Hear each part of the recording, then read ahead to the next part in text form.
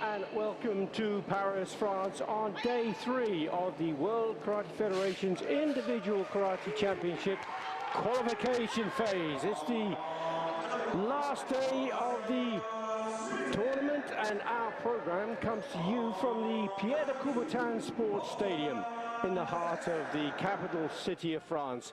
And the program is live streamed on the World Karate Federation's YouTube channel and will cover all 4 tatami.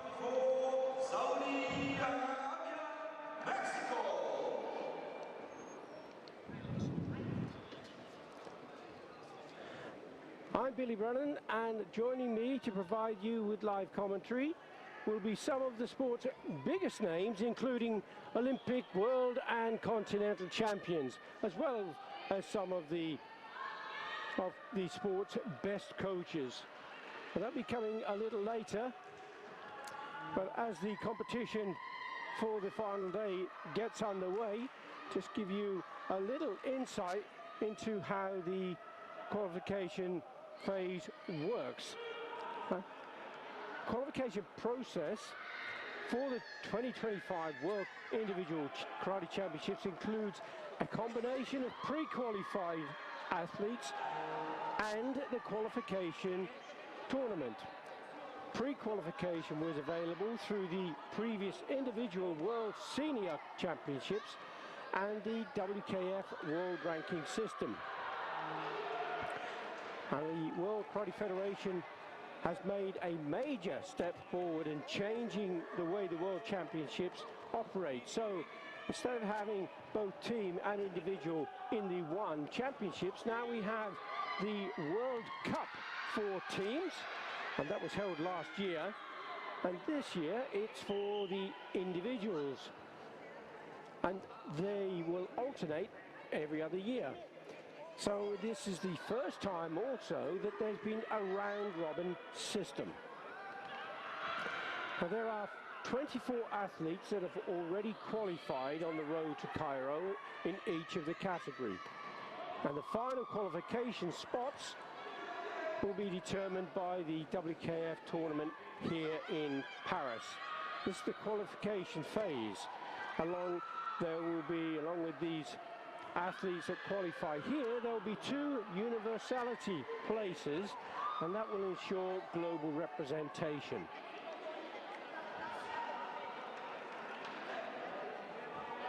As we see, the tournament is now underway, and what I'll try to do is give you an insight into how the competition is developing and on each of those tatamis.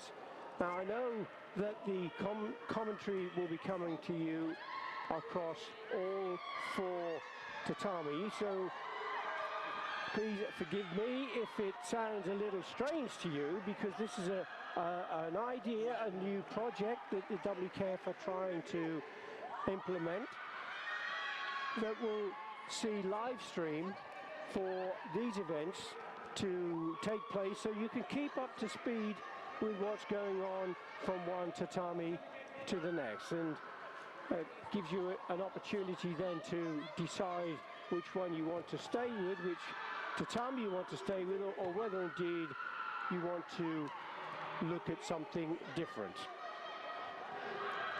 So on tatami number 1 we have a match that's underway, and this is between Croatia and Switzerland. And Switzerland are now 1-0 up and has that sensu, and that is between Street of Switzerland and Lisak of Croatia.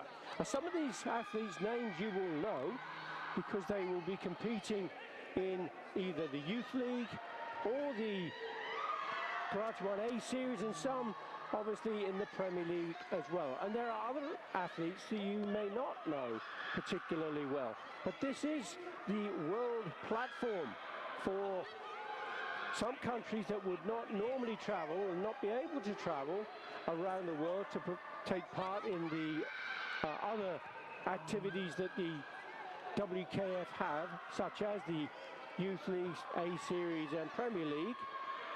But of course everyone wants to come together when the World Championships are at home or ready to have a go and to try to qualify. So on tatami number 2, there's a bout between Portugal and Kazakhstan. Usanova of Kazakhstan is leading 1-0 against Barros of Portugal. And we're in the female minus 55 kilogram. On tatami number 3, the bout is between Belgium. Heidi of Belgium is leading 5-0 against Macau, China. And on tatami number 4, massive score. Just saw a convincing win a 3-0 lead, should I say. Still a great score for Mexico. And that's on tatami number 4. On the top of each of the screens that you're looking at, you should find the graphic that gives explanation of how the scores are. And that graphic will give you also the time of the bout, how the bout is progressing, what the score is, how many warnings there are, how many of those yellow cards that you can see, those yellow squares, they are either Chuis or Hansoku Chui or a Hansoku. So basically, if you're not completely familiar with the rules, there are 3 Chui. That would be 1, 2 or 3 yellow cards. The 4th one is a Hansoku Chui, and then they're getting perilously close to disqualification, and the last one is indeed Hansoku. So on tatami number 4, Korea is in the red colors. Yang of Korea is up against Azerbaijan's Sadigova. Match is only 25 or 30 seconds into it now, and it's a 0-0 score.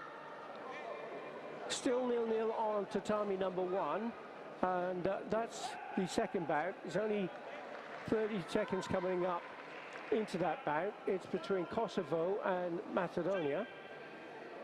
Oh, beg your pardon, Malaysia. And that is between Garavilla and Robert.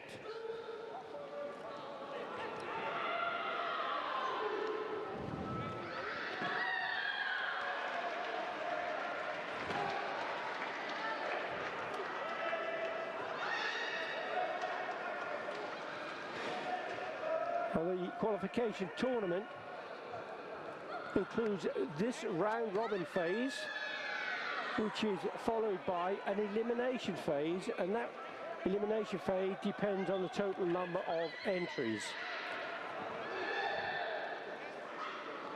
Now there is no seeding applied to the qualification tournament because most of the top seeds, the 24 top seeds, have already qualified for the individual World Championships. And in this competition, the draw will be without a ranking or standing criteria, and will have randomly assigned athletes to one of the groups. So at the draw, which was held on Friday last, the athletes were assigned their places in the groups, and they had no idea at that point who they would be facing. And whilst in the group, they will compete against each other, and only the top one of each group will go through. Now the round-robin format consists of either 6, 8 or 12 groups with a minimum of 3 and a maximum of 6 athletes. Now depending on the number of participants, and there are 12 athletes that will compete in the elimination phase. If, for example, there are 12 groups, then only the very top athlete goes through. If there are groups of 6 or 8, then it'll either be the top 8 or the top 6 go through, then the next 4 places will be made up of the remaining best placed second, who finished second in the group with the highest score. Once they get to that elimination phase, those 12 athletes will then be competing for the 6 places that are available to qualify for the individual world championships in Cairo. So that is a winner takes all competition. That bout will determine who goes to the world championships and who goes home. Because come second in that bout, you get nothing.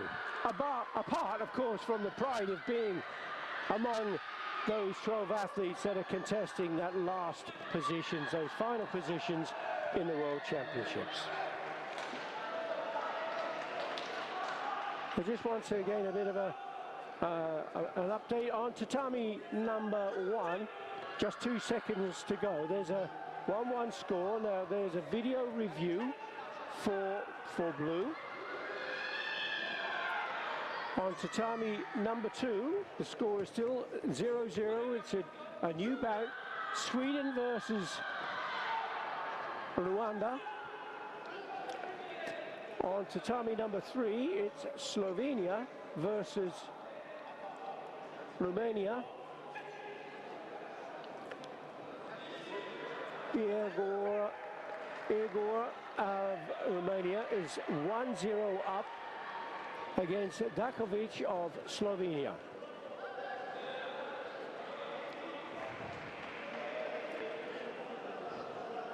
And as you see on tatami number 4, from time to time the leaderboard will pop up to give you an indication of how the athletes are progressing.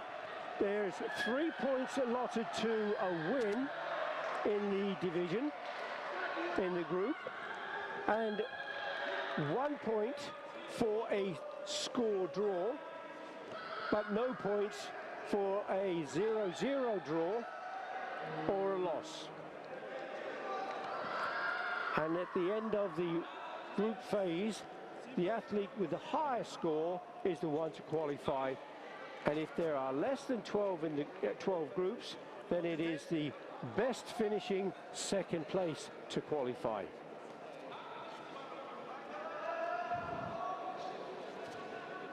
And there's a great deal of information to digest, I understand, and I'll try and repeat some of that as we go through the day. And we will have our first guest commentator coming up a little later in the program.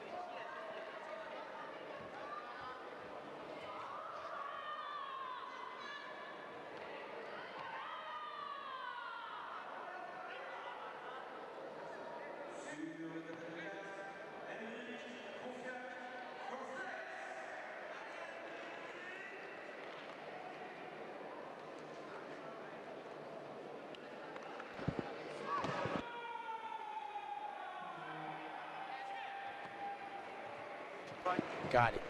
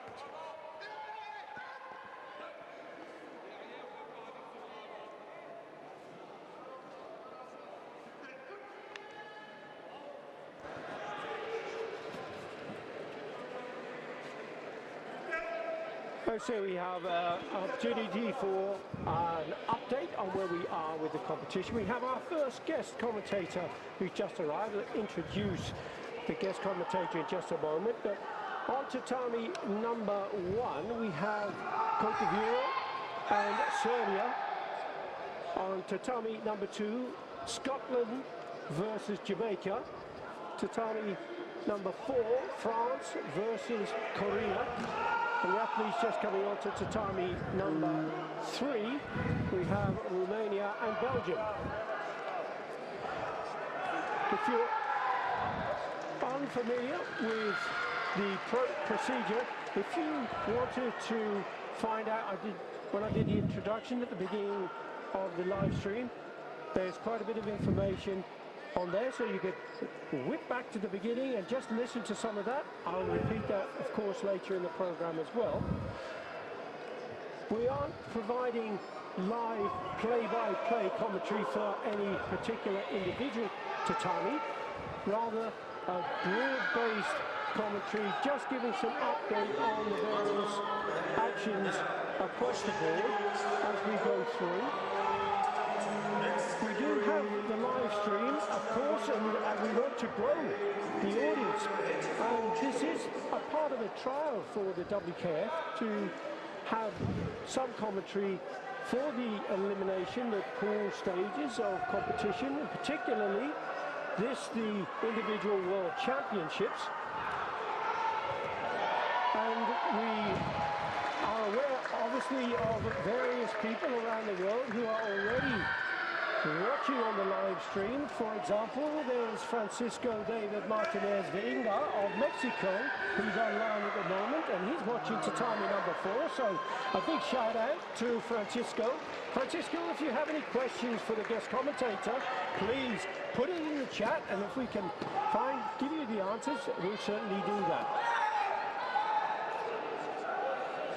Similarly, we have Adnan, who's watching, and he's on tatami number 3. Tatami number 1, Musumi Pramanik. Musumi, welcome. Glad to see that you're online and watching us. Demon Dalitha of Nepal. Nepal is a fantastic country. We've seen those flags flying in the competition, and I'm sure there's going to be a lot more moving forward. So that's the process that we're going through, basically, to introduce our next guest commentator. Many people will be familiar with the work that he's doing at the moment. A former athlete, and now a coach, and from the United States, Cameron Madani, more popularly known now as Coach Cam. Yes. Great to see you here, Cameron. Thank you so much for having me. I'm, first of all, honored to be back on. We've had some pretty memorable experiences being together and watching some amazing matches and doing some commentary over some amazing matches. So thanks for having me back. I am very, very, very excited for this event. And my old category is going up right now as we speak. Well, that's one of the reasons I wanted to get you in here, because perfect. You don't often get a chance. Okay, you can't be sitting in the chair as a coach, sure, but you can be giving your views on how your athletes are performing, and they're doing well. Most definitely. So far, yes, we're just coming up short, but I hope that our athlete in minus 84, Brian Buka, will be able to be our first one that can qualify through this event. We have 6 already qualified through the different phases already to this point, but we need, today is going to be a big day for us. And in your absence, you're not in the chair, but the head coach for the United States, is this Brody or yourself? Yes. Or do you work in tandem? No, we work together, obviously. All the coaches for the U.S. team are great right now. Our staff is working very, very functionally and supportively together. Now, Brody is our high performance director, but also a coach, so he's overseeing everything. He's the big boss, making sure everything is, the ship is steering in the right direction, and our job is to support that mission. And it's for the athletes to get the best results. Absolutely. Now, you've commentated with me before as a guest commentator, Cameron, and there is, of course, the match that was an outstanding one. Correct. Wasn't it? Yeah. Huge viewership on YouTube, isn't it? Mm-hmm. The score, phenomenal, was it? 15-13 in the end. Yeah, it was. I mean, first of all, what a venue, and it's coming around full circle because we're going to be back in Cairo for the World Championship final, right? Final phase, and having that match be one of the most viewed matches of all time for karate itself. Us there, and then my mom being one of the center referee was pretty special. You know, it's pretty. And she's here. She's here, yes. Running the show. Running one of the tatamis over in Tatami 4. Very yes. important cog in the WKF wheel, certainly from the refereeing point of view. Well, I appreciate that. And just your impression of the tournament and how it's running, what it looks like. Well, I think the format is special, right? And that whenever there's something that's special, it comes with some challenges as well, right? So having the different pools, between 8 in some categories and 12 pools in other categories, right? There's some, and then each one having fluctuating sizes between them, right? 3 all the way up to 5, you know, people in the same pool. It's a lot of fighting, a lot of challenges that come with that, and I think it's actually very good for our sport because now you're not just out after one match. Right, and if an athlete has maybe not the best performance in one match, they still have the rest of the pool to work their way back up. But then those athletes that are dominant, you see it happen throughout the whole thing. And with the round robin system that we have now, and the expense of travel, right? You know, an athlete can come from one side of the world, and what was 3-minute bouts, they lose, and they're on the plane going back home. And some will find it embarrassing. Not that they should do, right? Because it's the sport, and in a knockout phase, that's the way it works. But some will go back, and people will say, "Oh, how did you do in the World Championship?" And they're going, "Oh, well." But in a round robin system, okay, they might not be firing on all cylinders right in the first match, but in the second match, maybe they come through. And that's the great thing about it, isn't it? Right, no, and listen, our sport has you've said it time and time again, that our sport has so many things to highlight between different abilities, technicalities, but then also the athletes and their personalities, right? And more opportunities to show that is better. So I like this system a lot, and it gives, I talked about it on the WKF podcast, this is it gives the opportunity for athletes that are not in the Premier League system yet or in the Premier League circuit yet to have a taste for that round robin, right? That pool play, working out type system.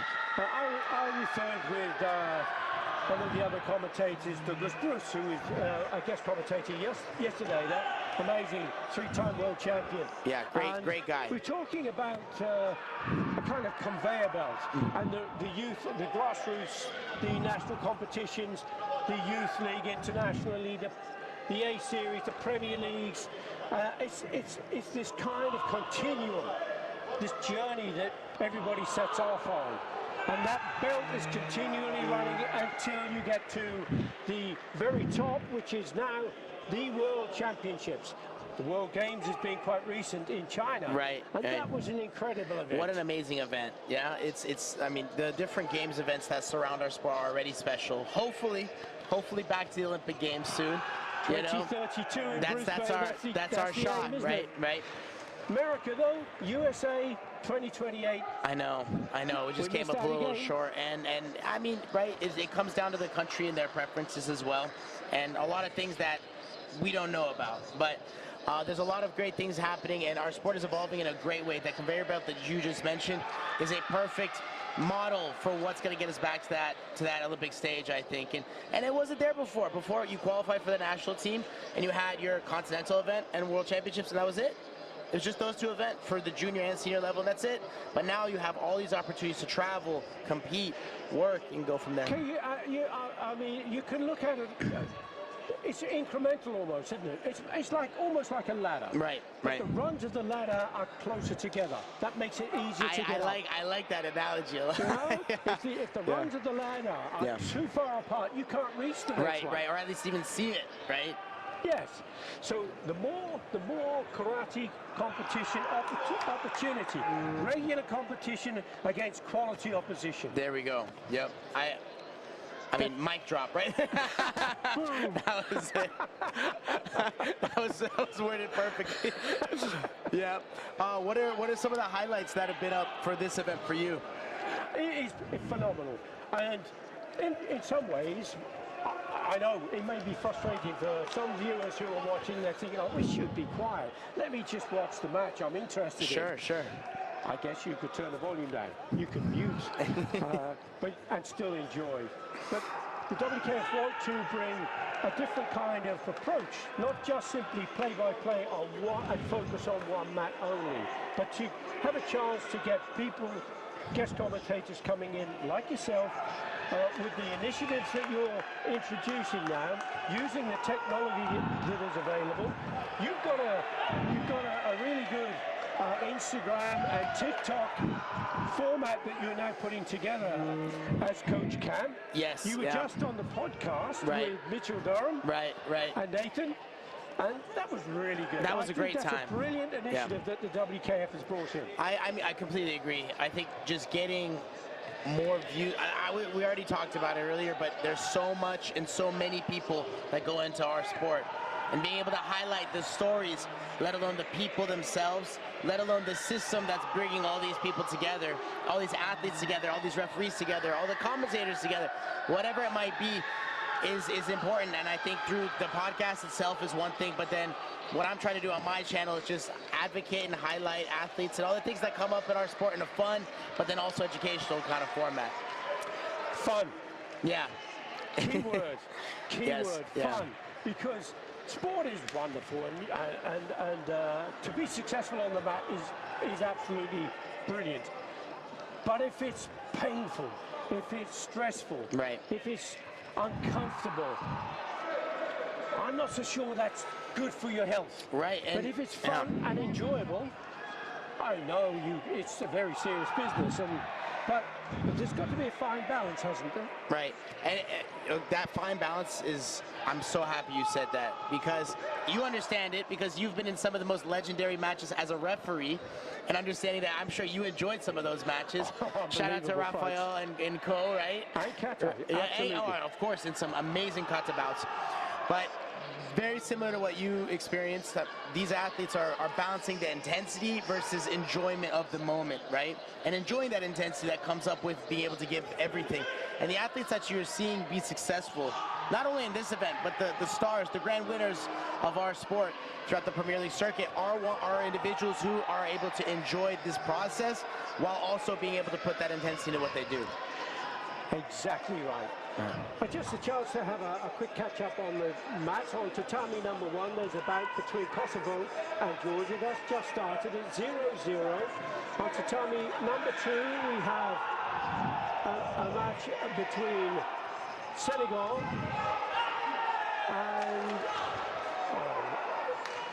that's an interesting one. I'll come back to that one in just a moment. Tatami number 4, we have Spain versus the Kingdom Republic of South Africa. On tatami number 3, Chinese Taipei and North Macedonia. So there's plenty of action going on the match. Scores are 3 points to 0. Kosovo just come back in now on tatami number 1. 2 minutes 22 seconds on the clock. Chinese Taipei and North Macedonia still drawing on tatami number 2. So flitting around between the tatamis is an interesting way of doing things, don't you think? Oh yeah, for sure. And I'm actually really happy with this format as well because there's a lot of action. And highlighting just one tatami would not be fair. It would not do justice to these athletes, you know. You have some high-ranking athletes that just got, edged out of qualifying for the final phase of the World Championships, and they're here. But then you also have some real strong newcomers, or for lack of a better word, underdogs that are performing like absolute beasts, amazing works throughout it all. And the qualification bouts from yesterday, wow, some amazing highlights. The standard that Yes. some of the athletes are achieving here. And Right. we've got to remember, the top 24 are already through. Correct. It just shows the quality of karate that is starting to be produced. Correct. Because of the process that they've come into this, with the junior ranks into the senior ranks. You've finished competing now, and your focus is on coaching and promotion of the sport. For sure. Karate's a lifelong journey, and there's so many facets that you can enter into. Which part of it excites you most? So I'm going to be honest, I love the coaching side, obviously. I'm a little biased, but I talk to my students all the time in my dojo back home or my club back home. And the 3 main avenues to continue the realm of sport is either the athlete, coach, or referee outlet, right? And either one of these 3 allow you to keep on the circuit, perfect yourself, seek the endeavor, right, of the whole sport itself, and allow you to keep growing. One thing for sure is I have to keep training. I mean, granted, I still am, knock on wood, I'm still able to, like yourself, but you what was that? You do the 100 push-ups every morning? What was the rule? Yes, I do. There you go. You see? And so I have done for the last 40 years. 40 years. I'm trying to be like Billy. Every day. 200 squats, 100 push-ups. 100 push-ups. You see? There's a challenge for everyone. There we go. Everybody's got to get the challenge, right? My dad was mentioning that to me. He said, man, Billy's on another level. He keeps his training up even when he has the long days of commentary or refereeing and everything, right? Yeah. You have to. So, but it's because of that karate spirit, the karate mindset that you are applying, even though you're not necessarily in the box or on the tatami. You're right next to it, but you're holding the same standards for everything, right? The beautiful thing about karate is, in my opinion, after more than 50 years in karate and martial arts in general, the physical attribute is the byproduct. The real benefit is the way it makes you think and feel. That's the key, because it has such an important impact on the way you live your life. So that's the trick. That's the trick. Kick and punch is good. I'm right. I'm completely with you. Yeah. How you think when the proverbial hits the fan, you dig deep and you call on that martial arts spirit, right, to help you through bad times. Oh yeah, all the different times, right? And that's Can we do, is there another mic drop? Okay. You worded it so perfectly. Hey, listen, this is not about me. No, It's for about sure. you, We're here and it's together. about these We're athletes on the enjoying mat. this amazing event, and I mean some amazing bouts. Yesterday, some of the highlights that stood out were another high-scoring match in one of the qualification bouts from 14 points. 14 points, yeah. Tremendous From yesterday the Saudi on that athlete in one. -60, and he performed so well. But then also, you know, it's just great stuff. And this is the funny part, right? As a spectator, I love being a spectator. I love coaching a lot, but sometimes just being a spectator and letting your mind at ease and not having to analyze what's happening is great. The funny part about it, though, is when you're watching one tatami, you always miss the big shot on the other one, and then as soon as your eyes flip over to that other one, you miss what happened on the original one. So this is why I like the four. But the beauty of the live stream, Right. you can choose You can to go look at back all and of have a them. look at the game. Exactly. Now, with the TV production, okay, you can focus on one match, you can do play-by-play, that's great, but once the program's finished, it's gone. Right. But with live stream, you can choose which match to look at, which one to come back to, and it's there forever. Right. Right. Is there any techniques you're feeling like have been scoring a lot throughout these last few days? Well, the variety between these athletes is there's no, it depends on which weight class. Some of the lighter weights, fantastic kicks. Haven't seen so many takedowns with Ippon scores, but that could come in the elimination phases. That's the thing. For sure. Once these pool round robin is being complete and we get down to the last 12 athletes in each of these divisions, that is the real business end of the competition, because it's winner takes all. Only 6 go through to the World Championship finals. Right. That's a tough one, isn't it? But yeah, There's it no is. silver medal. Oh no. There's one ticket per category, right? And everybody's working for it. Now, they got another karate family here, in Tatami 3, I believe it is. The That's French Tatami athlete 3. from This is the between French France athlete. and Jordan. Correct. Absalom is the younger sister of 4 siblings. Abdesalem. Yes. And that's another karate family right there. Yeah, Celia is she's one of the rising stars of the sport too, fighting another strong athlete from Jordan here. But I mean, you know, karate families are everywhere. Of course we they got are. the Kvesic brothers, of course the Badadis, and then the Abdesalems as well. You know? Alsawi twins from Kuwait. Oh, for sure. The twins are great. Incredible. They're awesome guys too, and they've been around forever too, which is awesome. I remember the first time I went to the Dubai Open before it was a Premier League. It was still part of the Golden League, where they were trying to get it into the Golden League, and that's when I first saw these guys. And it was awesome because they made it to the finals of the male kata category, and they went against each other. And it was funny. It was so identical. I don't know how, like, the kata's not their looks, not just their looks because they're twins, but I don't know how the judges, you know, made the decision on which kata was better that day. But it's and they've been commentators, of course, for for some sure. of the events. And it's so funny because they will both answer the question with the same answer. It's That's exactly at the same the time. same It's time, incredible. yeah. I think they're team kata athletes or something. I think it's just they one might, person there, yeah. really. And it's almost, is it an illusion? That's I pretty wonder. cool. No, that's Okay, pretty cool. let's have a catch up on tatami number 1. We have Georgia versus Kosovo, and Jakub Azdani is leading 3-0 on tatami number 1. On tatami number 2, it's Azerbaijan and Romania. And that score is 3-2 in favor of Turgut Hazanov of Azerbaijan. On tatami number 3, France versus Jordan. And it is Celia Abdesalem who's leading 1-0 on tatami number 3 with 27 seconds still to go. Tatami number 4 is England's Ashton Patrick, and she's up against a Venezuelan, Alexander Vasquez Nieto, and that is a 1-0 lead for Ashton Patrick with the century advantage. Now that's That's completely wrong. I beg your pardon, because the graphic I've been given is for the male Kumite minus 84 kilogram. That's not good, is it?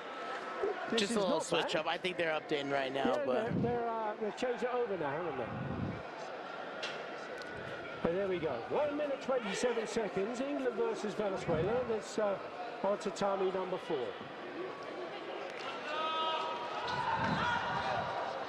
Tatami number 3 is about to get started. But it's the third day of competition, third and final day of competition. yeah, it's Getting through to the heavier weights in the divisions. And your weight when you were competing, Cameron? was under 84 as well. So I'm a little biased. I like this one a lot. You know, I think under 84 has a lot of strength, but still retains some of the speed and explosiveness that might be there from some of the lighter weight categories as well. But I mean, two really highlight ones of our sport right now. Under 55 kilograms is going with two of the ladies over here, and also under 84, which are two of the highlight categories across all of karate right now. On Tatami number 3, that is Bosnia and Herzegovina. It's actually a really good matchup. Sipovic up against Turkey's Rezan Imzurmra. And that's 0-0 at the moment. It's only 15 seconds, 45 seconds into the bout, so there's still plenty of time for that to change. Georgia and Kosovo on Tatami number 1. Kosovo leading 3 points to 1. Tatami number 2, North Montenegro, and Montenegro versus Qatar, and that is a 1-0 lead. On Tatami number 2, that's Montenegro's Nikola Molovic. Tatami number 4, Ashton Patrick, now training against Venezuela's Vasquez Nieto, 3 points to 1. There's just 9 seconds left on that, so it's going to require a big score. When you're in that position, Cameron, when you are a fighter on the mat, what goes through your head? What do you want to do to try and get that big score and change things around? You're highlighting a very important moment in our sport right there, because background, besides wanting to coach the technical side, my expertise comes in coaching mental, right? The coaching the mind of athletes and how they can optimize it throughout the different parts. So a lot of the videos or different things that I post about is actually what happens in the mind, or what you're thinking, or how you're processing in those different moments. So one of the key concepts for the athletes coming into this event was don't panic, right? And as much as I don't want to sound, negative, right? Don't panic is a very negative statement. So it's optimizing, then staying present with whatever's there. A quick acceptance of whatever the score might be. So when you get hit with a big score, that's a part of our sport. A lot of athletes go into that panic mode. Yeah, exactly. But that's part of our sport. You can score 3 points just as much as you can get 3 points scored on you. And accepting that will then allow them to say, okay, let me get back to my strategy. Let me get back to all that planning that we've done to find my score to get myself back in this match. Yes. Now, as a coach, how do you train that into your athletes? Most definitely, to be able to manage and cope with that emotion? Right. Well, very similarly to what we talked about again once before. There's a fun way, but then there's also the business end. The business end is you need to have routines, right? And so you'll see it a lot of times with how athletes walk back to the line. That's their designated reset, or that's how they're doing. Maybe it's a fix of the hair. Maybe it's a tightening of the belt. Maybe it's something that they do with their gloves. And that is basically their automatic reset, and training what that specific thing is to get themselves back into the moment and then back into the present for the next exchange.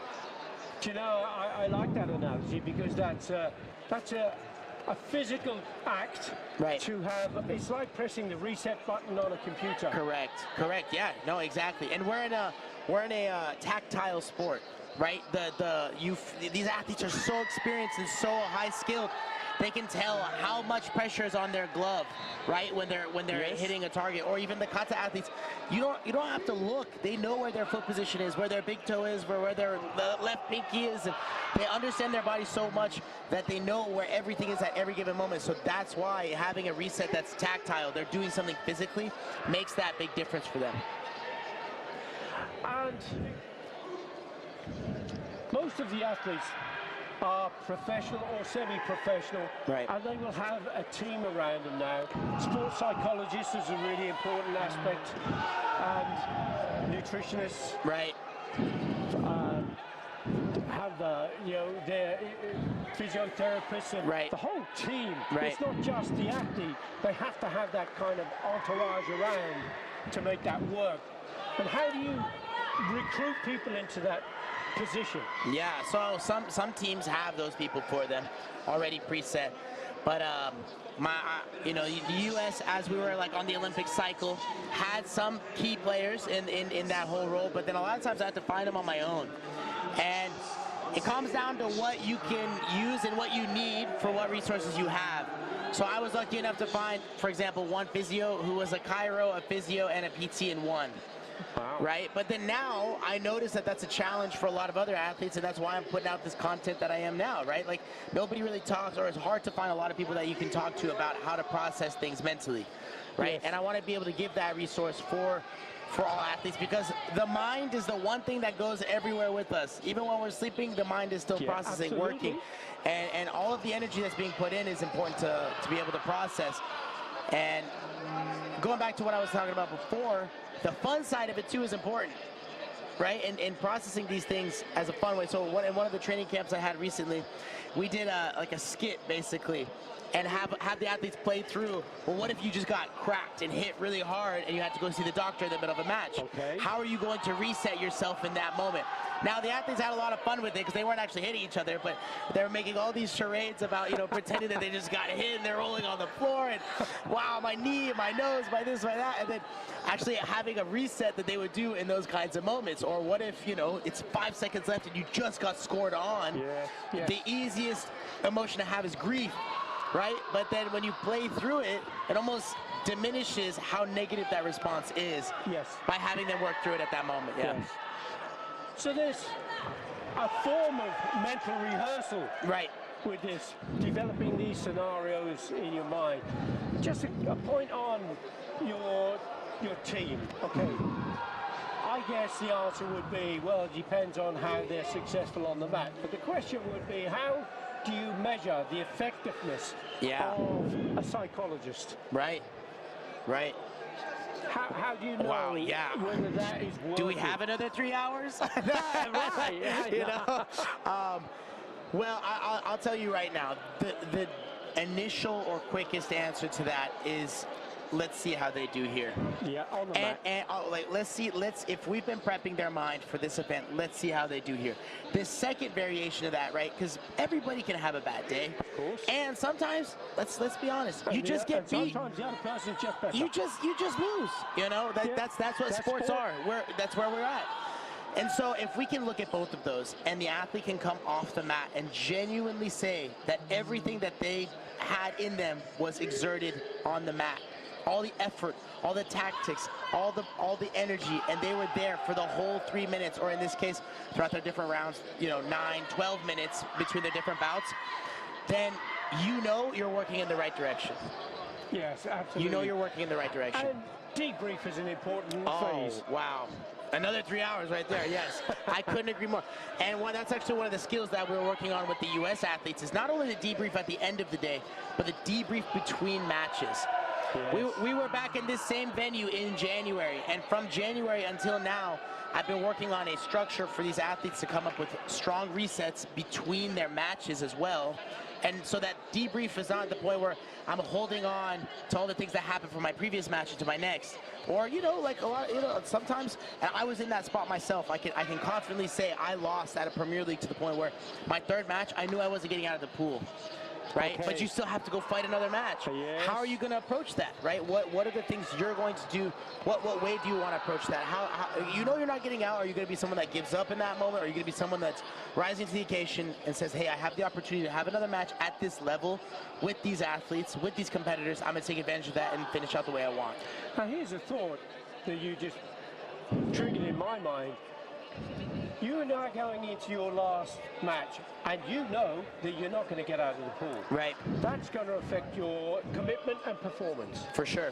But if your opponent is going into that match knowing you can't come out of that pool, and that determines whether they go through or not. Right. That's an interesting. Oh, you're talking about the psychology of our sport, right? And then, you know, the referees that go into it too. We got to give them a lot of credit as well.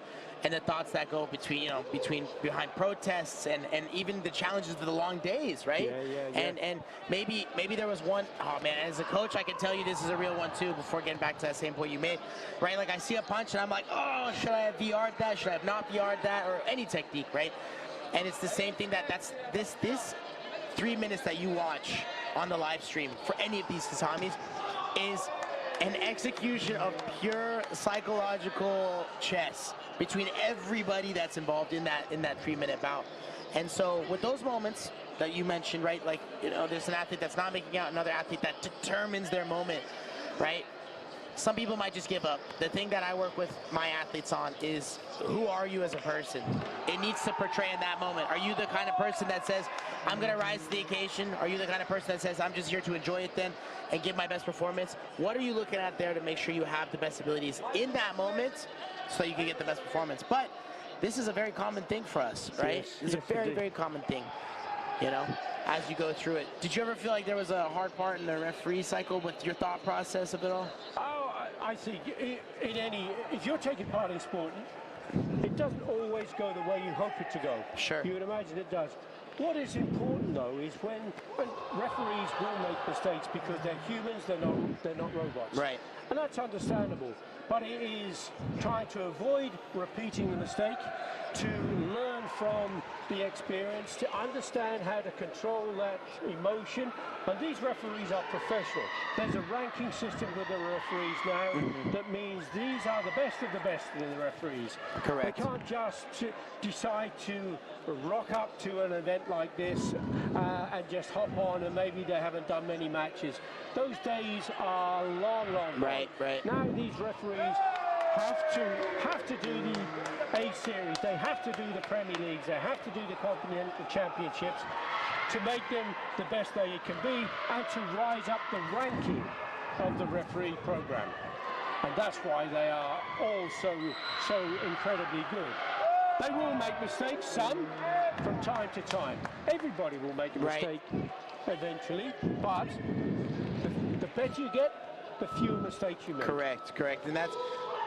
Can I just ask you a question? Most definitely. Because this is, we have Armin Rahman, who's watching tatami #1. He believes the best athlete at the moment is Al Jafari, the best fighter. Oh man, he's going to start a debate right there. No, Al Jafari is an exceptional fighter. Oh, quite exceptional. But putting US fighters aside, okay. who is your inspiration on the tatami, and who would you tell your athletes to look at this person, male or female, kata or kumite? They're the ones you need to focus on. Yeah, I mean, that's a hard question. Directly, you know, the faces of karate are, I mean, again, I'm biased, I know that. I'm going to be honest about it, but in -84, we have some pretty star individuals between Muhammad Al Jafari and Yusuf Badawi, right? The Egyptian cast right now, if you will, between Abdullah in -75, Yusuf in -84, and then Taha in +84. Those three are special in their own right. And I'm honest to God, you could go through the whole array of different categories. But isn't that wonderful that you could do that? Right, and there's someone special. Oh my gosh, and in all divisions. The female athletes are special too. I mean, obviously, again, I know I'm biased. At -55, Trinity is an absolute weapon on the mat, and someone that a lot of young athletes look up to. But this event itself brings a lot of great talent and great athletes as well in that regard. On tatami too, you know, a very strong matchup in Juan Macedo from Uruguay versus the Belgian athlete here, and Walid is very good, man. You cannot count him out at any point in time. He's gonna find a way to try and be successful. 2-2 with Senchu going towards Juan from Uruguay. All the way through. Oh man, what a body kick there on Tatami too. That's awesome. Now I know we're not supposed to get play-by-play, but that match caught my eye. That match caught my eye. Well, no, it's not that we shouldn't do play-by-play, because when the opportunity arises. Right. But if we focus on one match and someone's watching another one, that can be a bit. It's a little challenging. Yeah. Not impossible. But it's interesting that you can flit across the various tatamis just to find out what's going on and who's competing. For example, on tatami number 2 now we have Uruguay and Belgium. Walid Degali of Belgium is on 2 points, as is Juan Macedo of Uruguay. 2-2 the score at the moment, but the Senchu lies with Macedo of Uruguay. Tatami number 3 is the match between Finland and Latvia.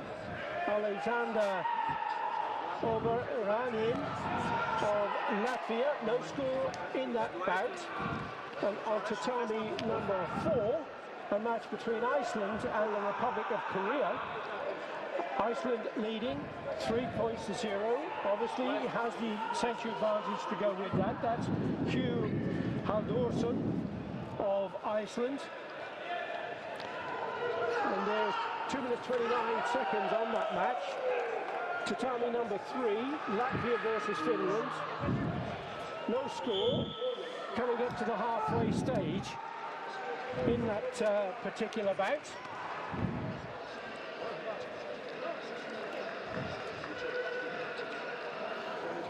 Some great matches again. You know, everybody's fighting for that last spot. So, you know, maybe the excitement of this one, this event could be on par with or just above of the World Championship, you know, the final phase, because everybody's fighting for that final spot, right? So the hunger and the drive is on another level. And once we get to the final 32, it also will be round robin. Oh, yeah, true. And then they'll have to get out of the pool right to get into the brackets, and then ultimately to get into the medals. So it's when do you peak? At what point? Because there's not such a great distance between this phase of the World Championships and the final phase. Do they peak for this or do they peak for that? You can't make assumptions you've got to qualify though, can you? No, I mean, karate's almost, it's like a 11th or 10-month sport, right? That's a long season. It is a long season. A lot of people think that because the Premier League circuit is, you know, within the first 6 to 7 months, that it stops there, and then everybody's just resting and having a good time. But a lot of times, athletes are in extra camps, or they're trying to find extra competitions to go to keep that match feeling and that experience level at a high, so that they can peak for a second time right here or right now, basically between this event and then the World Championships. But a lot of times we call it the minimal peak. So you peak for your event that you're working towards. You have this rapid recovery time of 24 all the way up to 72 hours, and then they're right back to trying to find another minuscule peak. And that way your body's not over fatiguing, but then they're able to make those progressions throughout the whole year, as opposed to, all right, I'm going to peak for this one tournament and then I'm done after that, right? Because you have trial events, right?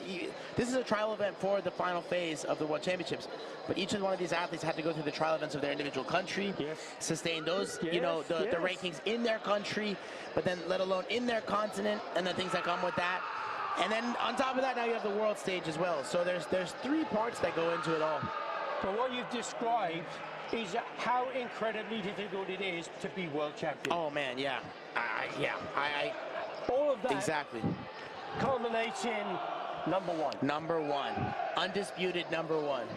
That's pretty special, right? It is indeed.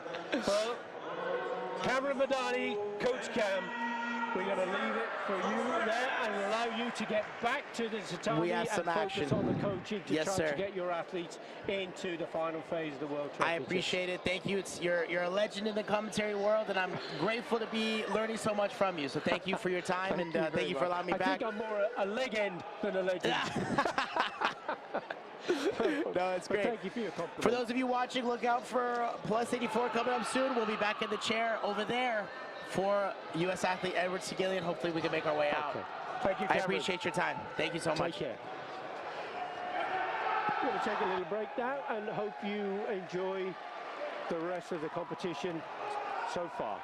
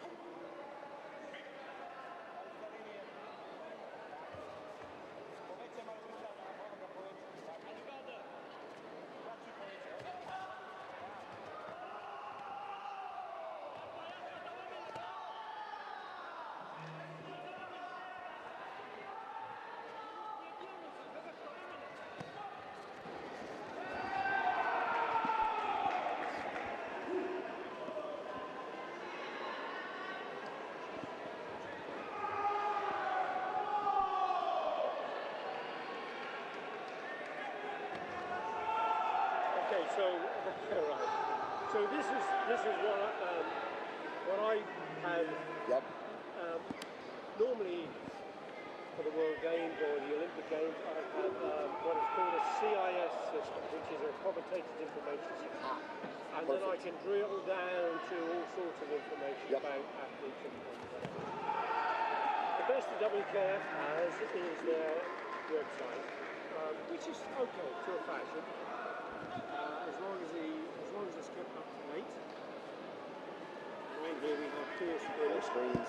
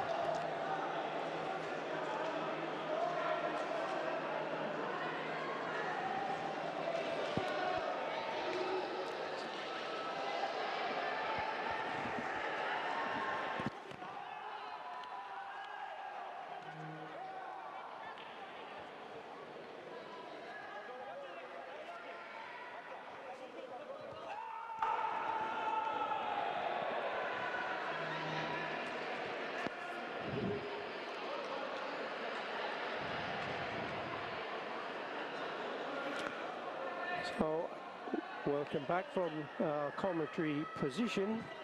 We're in the Pierre de Coubertin Stadium for the qualification tournament of the individual World Karate Championships that are going to be taking place in Cairo in Egypt. We have 4 tatamis running at the same time, and we're looking at the male minus 84 kilogram round robin phase of the competition.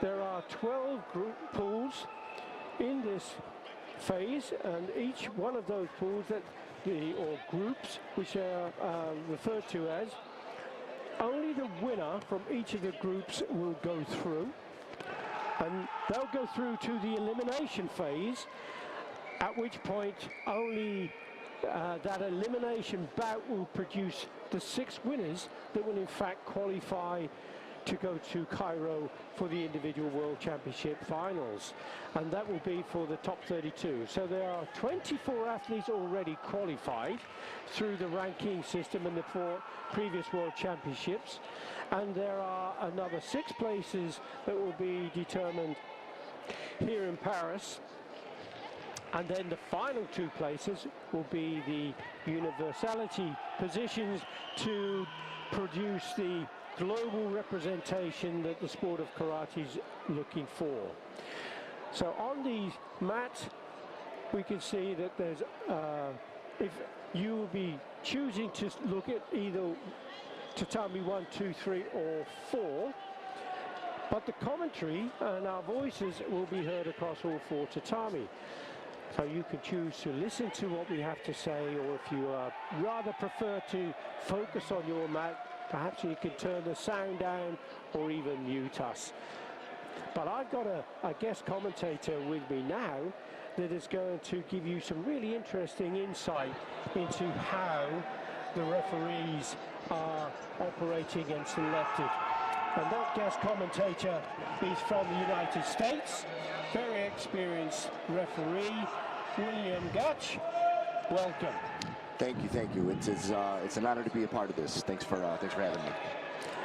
William, we've pulled you off the mat. We had permission from Javier Escalante, the world chief referee,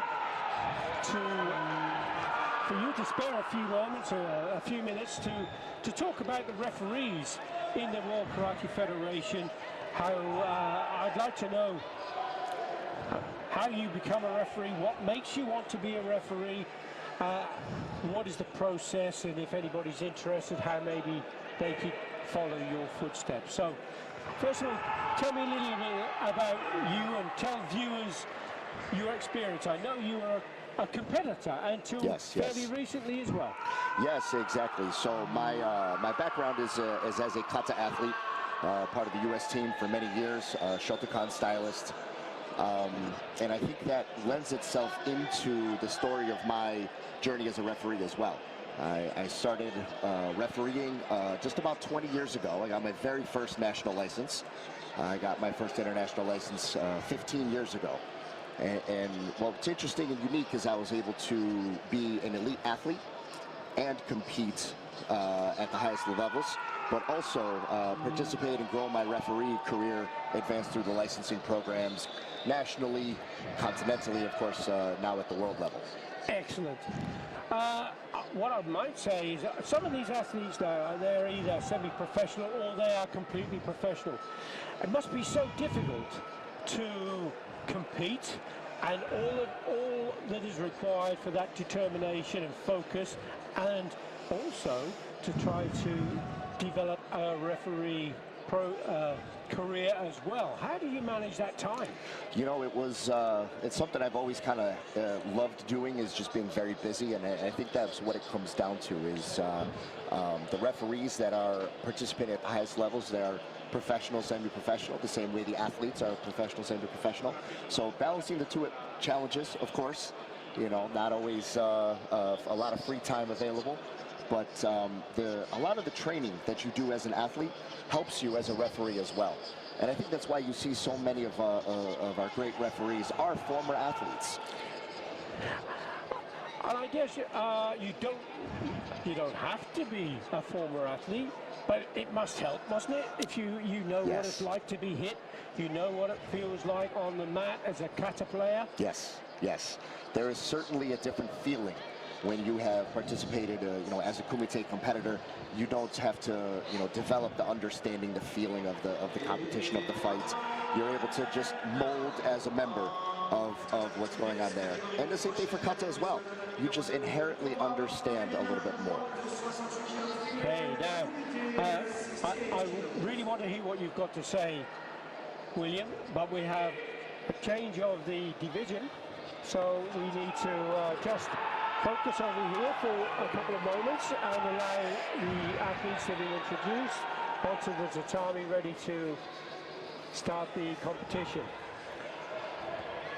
And as there'll be the formal bow and leaving the tatami, that gives us a chance to once again come back to the information you've got to share with us. So, are you a double A? Yes, I've been a double A now for 2 years. No, I made that reference to double A because I know, having been a double A referee myself, but if you don't know karate or you don't know the process for referees, qualifications, can you explain what a double A actually means? Yes. So the double A, the referee, the Kumite referee A license, along with the kata judge A license, those are both the highest licenses you can have as a WKF referee. Every year, there are certain events you have to go to in order to take your examinations. Here in Paris is one of the events, and so many referees have been here now for 10, 11 days going through their evaluations. The first WKF license you receive is generally at a youth league event. Earlier this year it was in Fujairah, and that's where anybody trying to get their introductory WKF license would go. Once you have your Judge B licenses in either kata or kumite, then you can go to the other events, which is usually at a world championship event like here in Paris. And so you work through those levels one by one. In kata, there are 4 levels. 2 levels in kata, and in kumite, there are 4 levels. But that applies to continental level and to WKF, doesn't it? Absolutely. Continental here in the PKF, we have 3 kata levels and 5 kumite levels. What sort of period would you say from the starting an international career to get to a double A license? Well, so every country is going to be a little different in terms of their requirements and whether or not they mandate the Continental Federation and how far through the Continental they have to go. But in general, most officials who get to this level, if they get to the double A license, it is 10 plus years of officiating experience. That's a huge commitment, isn't it? Yes. And the cost associated with that, does the federation help you? So every federation will be a little different, but by and large, most of the referees and most of my colleagues are self-funded to a significant degree. So you have to have deep pockets as a referee. Yeah, that is true, and a lot of time as well. And you have to have understanding families. Very much so. Big commitment, isn't it? Yes, and I'm lucky enough that I get to bring my wife to a couple of these trips to have fun, enjoy ourselves, and so while I'm here at the event, she is experiencing all that Paris has to offer.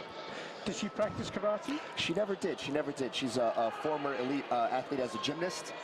Right. Which made her quite an important coach when I was competing as a kata athlete.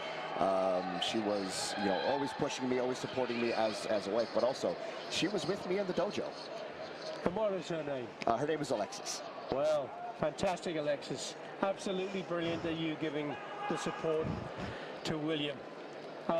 And it does take a team, doesn't it? Absolutely. As an athlete, you need support around you, but also as a coach or as a referee. These referees, now the WKF has a ranking system, doesn't it? Mm-hmm. So you can't just simply come to this event and expect to take part. Absolutely. Once you get to that double A level, every event you go to, you receive an evaluation. You receive points, just like the athletes who are competing. They receive points for their participation. And so your tatami manager, the person who's in charge of the overall quality and performance of the tatami, does an evaluation for every A licensed referee in their tatami for the weekend. And those points accumulate across the number of events you participate in. That develops the ranking, and that develops what referees get to participate in events such as this, and of course Cairo coming up in a month. How are the referees going to be determined for Cairo? So for Cairo, you have, of course, the referee commission, which is all of the top level referees in the world from the respective continents and those selected as well. You then have, from that ranking system, the top 30 referees get a bid, so to speak, based on the number of points they've accumulated. And then from there, the countries do have the ability to nominate up to 2 officials for the participation in the event. However, all of the referees that will be participating in Cairo have to fulfill the multi-continent, multi-event requirements to be able to be eligible. So you couldn't simply think, well, I'll do 1 or 2 events a year and then I'll go to the World Championships. Correct. The participation level, I mean, you have to do a minimum of 2 youth leagues, a Series A, you need to have Premier Leagues, and most of the referees that are at this level and are able to get into the ranking are doing multiple Premier Leagues. And they have to be different continents as Absolutely, well. Absolutely. At minimum of 3 continents across those qualifications. So people listening must be thinking, goodness me, I don't want to be a referee. Look at all the costs, look at all the difficult processes that you have. How does it fulfill you, though, to achieve what you've achieved, William? I think all of the referees that are here and continue to participate, it really shows the love they have for the sport, the love they have for Karate-Do, and really the camaraderie and friendships that you develop with each other. It's a community. It keeps people coming back, and I think that's the biggest draw, along with, especially for the former athletes, it keeps you engaged on the tatami. It makes you feel like you're a part of it again. Talking about the tatami, let's focus, for example, on the tatami for a moment. On tatami number 2, we have Finland versus a WKF2 athlete. That's an individual neutral athlete, and they carry that WKF brand. And the tatami we're looking at, the referee in the middle of the mat now on that tatami, or indeed on tatami 3 between Finland and Ecuador, or tatami 4, England versus the Dominican Republic. How are they selected to go on that mat? You're going to be the referee for this bout. Yes, so every tatami has a tatami manager, and then at this event, 3 tatami manager assistants. The TMAs, as we all call them, they are in charge of the deployments. So for each individual bout, they will develop the panel. Referee, judges, coach supervisor, score supervisor, and of course video review as well for the events that have it. So if I don't know too much about karate, I think, well, I know this TMA that you refer to, maybe they're just going to pick their friends to be the referee. Is that the way it's done? Or is it more complicated than that? It is, of course, more complicated. It starts with your license, and that will determine what you're even eligible to participate in. So those 4 WKF levels I mentioned before for Kumite, the first 2 are judge licenses, the next 2 are referee licenses. So, of course, if you only have a judge license, you cannot referee. Right. So only the judges who are people that have a judge license are available to do that, along with some of the more support functions, score supervisor, coach assistant, Kanza assistant. But the referee licenses, that gives you the ability to be a referee. But only the people that have a referee A license are able to be a Kanza and a video review supervisor. And what's a Kanza? Kanza would be the arbitrator, the person that makes sure that all the rules are followed during the bout. And that's when you hear a whistle blown sometimes. Absolutely, absolutely. Does that mean the referee's made a mistake, or is there a technical issue, or maybe a video review? It could be any of those situations, and I think one of the things to highlight about the panel really is a team. Everybody has a job. And if everybody is doing their job appropriately, then everything just runs smooth and functions. And one of the jobs of the Kanza is to check things, double check the video, double check the time. And so the whistle going off isn't necessarily a bad thing. It's just that person doing their job. Do you have a favorite position? Referee, judge, cancer, tatami manager? I think all referees love to referee. They love to be in that position. It's, of course, what gets the most attention. But really, it does need to be stated that the kanza position is likely the most important one to make sure everything is flowing the way it should be. And, you know, for everything from the equipment being of the right type, length, degrees, all those things, to the time, to the judges, to the scores. It's all those positions I think are critical. But, of course, everybody loves to referee. Exactly. Your hope, I guess, is to go to Cairo? Yes, yes. I have been selected as one of my country's 2 participants, so I will be going to Cairo. Farigo Madani, of course, is a member of the commission. Kathy Bailey, who's, I believe, still in the top 15, she's going. And then it'll be Cedric Barksdale, long-time legendary referee for the United States, and then myself. Yeah, absolutely. And that's not so far away, is it? Because we're only a month out from the finals of the World Championships, the top 32 in each division. It will be an exciting time, absolutely an exciting time. But your work here now isn't done. This is the 3rd day, but you've been working every day. Yep. And when there's a protest, there is an appeals jury. Yes. And how does that work? You're on the appeals jury, I understand. Yes, for this event, also in Salzburg Series A, I was on the appeals jury as well. And so those are some of the officials that are selected anytime that there's a coach or an athlete that gives a protest. Maybe they're saying there's a contravention of the rules to some degree.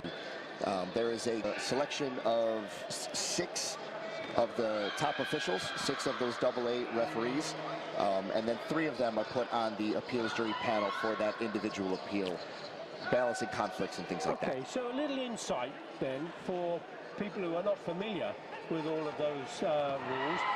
What's the role of I know you say to deal with the protest, but how do you go about that?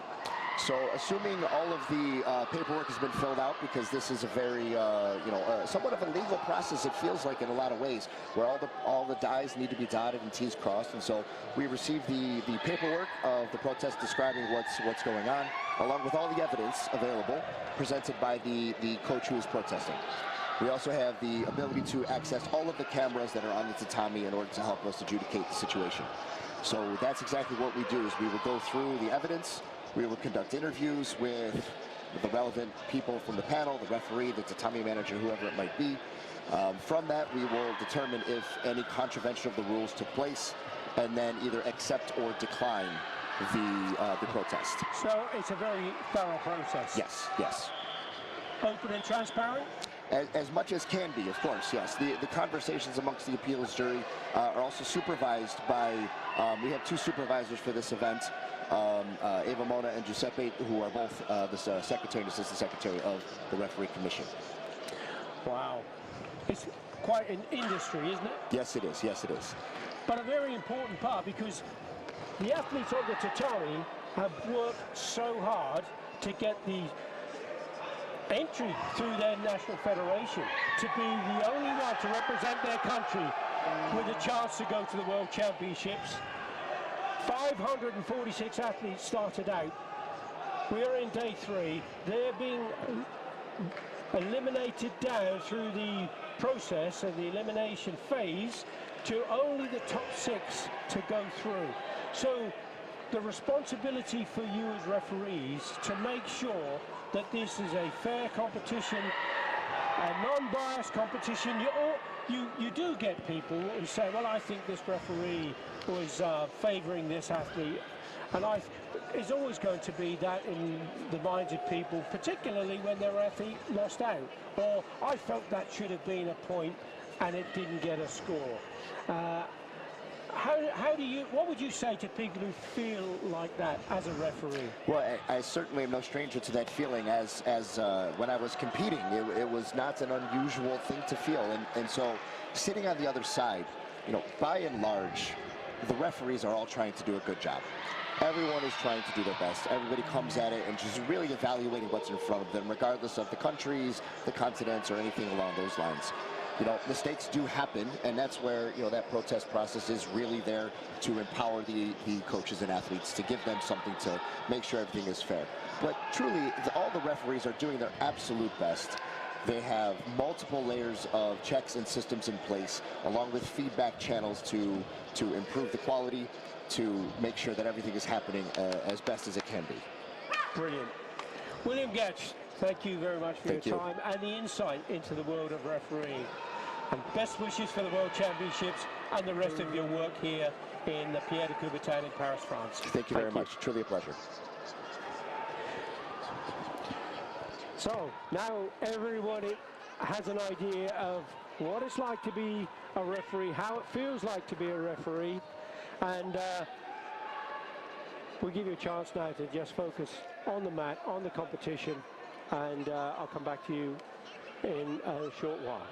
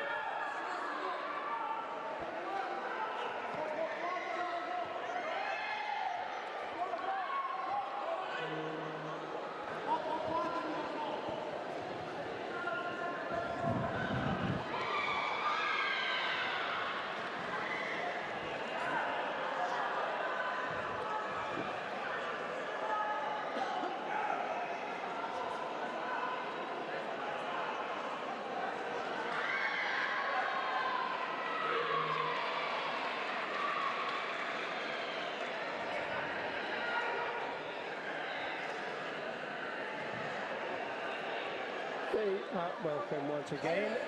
I'm Billy Brennan, and we have our next guest commentator and a former World Games gold medalist, junior world champion, and also a world senior silver medalist in Paris-Bercy, now retired as an athlete, but still very much involved in karate around the world, particularly with one of the partners, if you like, that the WK have, the sponsorships, and you'll see many of the gis and equipment around, and that is Arawaza, of course. And I'd like to introduce to you now Jelena Kovacevic Herrera. Hi, hello, I'm Jelena Kovacevic Herrera. Excuse my pronunciation. You did it really, really good. Now, Jelena, welcome. I can only speak English and a tiny piece of Spanish and a little bit of this, and I feel really humbled in your presence because you speak something like 5 or 6 languages. Actually, yes, I can talk and I'm fluent, let's say, with Russian, German, more and more with Spanish, and my English is getting better every day. How embarrassed does that make me feel? My apologies. No, it's fine. I find it difficult. I'm a bit of a dinosaur. I'm an old boy now, right? So it's trying to teach an old dog new tricks is difficult. I do try to study Spanish. I do try to study French. I can understand much more than I can speak. Actually, that's how happened, I guess, to everyone. To me, is the same. Even more that now, when I have 2 kids, I don't have time for official lessons, so I'm trying to learn by myself, and that's even harder, talking with people. But I believe that sport helps a lot, trying to communicate with all those beautiful people in karate world, where we like to say that we are karate family really often. Yes, it much. helps, and somehow I can say that was my motivation in the beginning, to be able to communicate with people and say something not only on the tatami. And talking of the tatami, do you miss the tatami, competing? A lot. My husband convinced me to come this year to watch the qualification tournament for the individual world championship, and I'm really happy because it's almost, I don't know, 7-8 years that I had opportunity to be and watch tournament in the venue, so I'm really happy to be able to make this trip. And you represent the Croatian national team? Actually, I came as a distributor of Arawaza brand, and I'm happy to see many athletes using that brand that I consider the best one, of course. Well, that's the plug for the brand. Well done. I use it as an athlete, so now when I work with Arawaza, I'm happy because it's something that I really believe it's a good quality and a nice cut. Okay. So that's one of the reasons to be here, the same as to watch and see everything new that is coming in karate world. On that topic of new, when you were competing in Paris-Bercy, in the World Games, in the World Combat Games, you have a very, very successful career when you were competing. There's been lots of changes. We now have a judge, we have the clicker system in karate, it was the flag system then, and there were 2 judges, then there were 3 judges. So how do you feel that those changes have improved karate now? Is it something that you think is much more exciting? Karate is definitely developing each year, and I can say that just the fact that I'm watching in Miami, I'm watching live tournaments that I would like to watch before I couldn't. I see that as a huge advantage. Even athletes who cannot participate, they are able to check their opponents. I think that's normal in serious sports. Organization, it's amazing. Here is a high-level competition with a really good level of athletes who are trying to get their spot for World Championships next month. And I can say that each segment, from athletes, organization, and just everything is getting better every day, and we should keep pushing and working to be even more better. Yes, because if you don't change, if you don't try new things, you end up being stagnant, and the world around you just moves on, and you get left behind. But the WKF are working all the time, and this is a new initiative, Jelena, to try and provide some information across 4 tatami at the same time. There's only one commentary for all 4 tatami, so whichever one you're looking at, you'll be hearing our voices, and we may be focusing on one. So it's difficult to give a play-by-play update, but I can give you the scores. For example, on tatami number 2, the match between a WKF2 athlete and the Czech Republic, the score is 0-0. On tatami number 3, 51 seconds on the clock, it's 3-0 to Serbia against Uzbekistan. On tatami number 4, Puerto Rico against Poland. Yes, a really good athlete from Puerto Rico, doing her job, trying to get the... Yes, at the moment I think she lives in Spain and working with coach Ivan Leal, if I'm correct. And she's increasing her level last few years.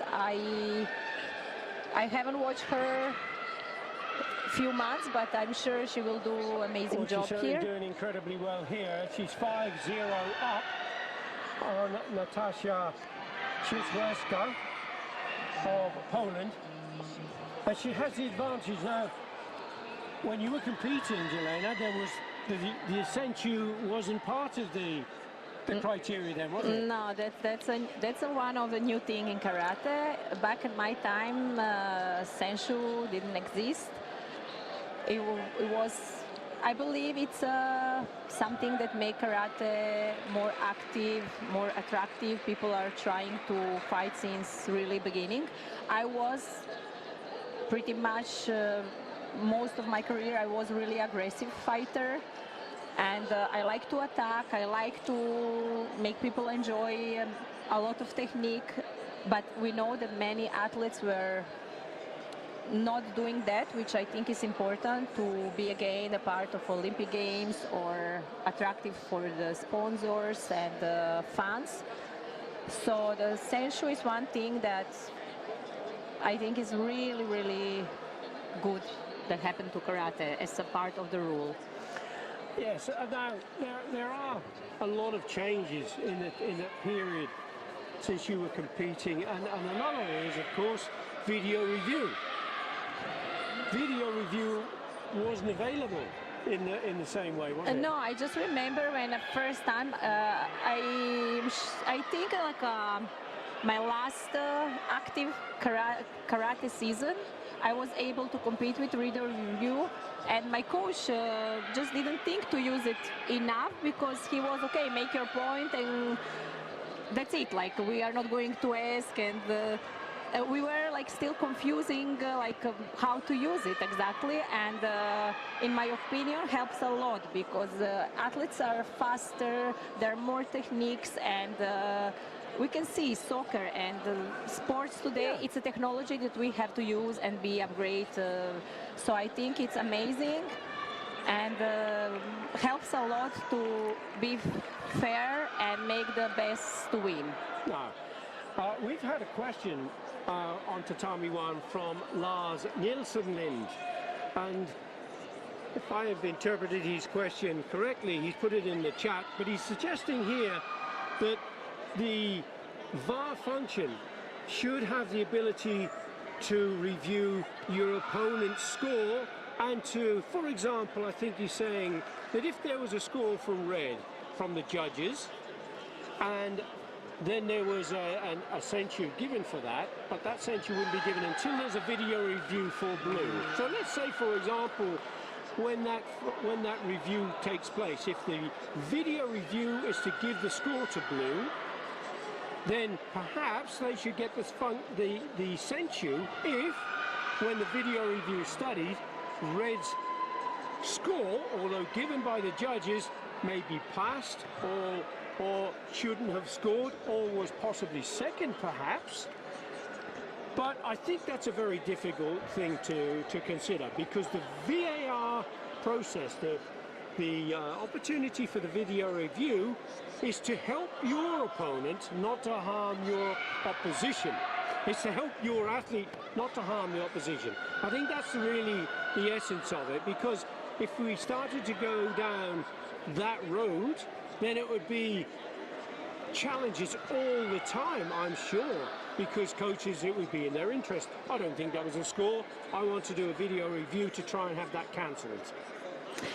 At this moment, the situation is where if you believe your athlete has scored a point, you ask for a video review. If indeed it is valid, you get the point. But I don't think it's advantageous to take away anything that's already been given by the judgment of the officials. I agree. I think that should be the main purpose of a VAR. The only situation that I saw is the moment when sometimes coach lose the card to request a video review, and the other coach requests the point, which was the point, but here the referee hadn't seen and the coach doesn't have where. Sometimes I think it should be checked if that points came after, to not get even that it's request with the review. And definitely with something new, we will, as a sport, we will have to check, see how it's going, and maybe upgrade a little bit. But the main idea, I think it's correct and really nice. So yeah, the general principle, I think, of video review is sound. It gives a voice to the coach, and now it gives a voice to the athlete, because if the athlete feels they've scored, they can ask the coach to put in the video review. I think today, my opinion, my only critique about karate is that the athletes are maybe showing too much jumping. I would prefer to have one traditional touch of behaves, being there more bow, doing the things as a karateka traditional, without so many gesticulation, jumping. That's my only comment today for karate, for young karateka. But their athletic performance is amazing, karate skills, and they are just doing amazing job for our sport. So exactly. But we can see many times, almost each fight, they are doing things with the hands and complaining, or I know that it's part of sport, less of martial arts, but I would prefer to put that in the rules more clear. So and that's a good point you make, Jelena, because appropriate celebration is a real consideration for the judgment. And if it is inappropriate celebration, the athletes can be sanctioned.